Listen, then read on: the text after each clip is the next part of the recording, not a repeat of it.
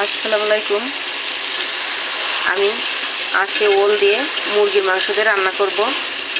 মুরগির মাংস বেশি একটা নাই, ফ্রিজে অল্প একটু মুরগির মাংস ছিল, আর কয়েক টুকরা চামড়া ছিল, ডানা, পা, গলা, এইসব দিয়েই আমি আজকে ওলটা রান্না করব। দেখুন, আমি মুরগিটাকে আগে ভালো করে কষিয়ে নেব। এতে আমি সব মশলাই দিয়েছি, খুব সুন্দর করে এটা কষাতে হবে। সাধারণত মাংস যত কষানো যায় ততই ভালো লাগে, তাই আমি এটা ভালো করে কষিয়ে নেব। আর এটা আমার ছেলে খেতেও খুব পছন্দ করে।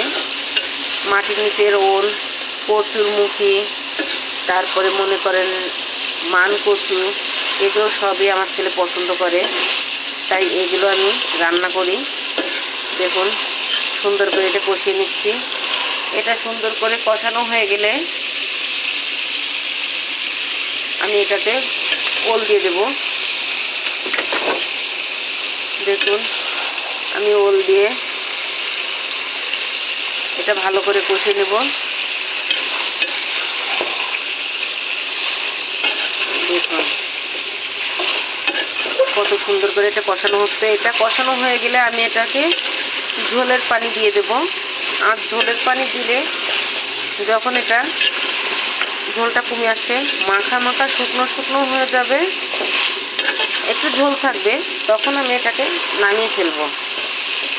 সবাই ভালো থাকবেন, সুস্থ থাকবেন। আল্লাহ হাফেজ।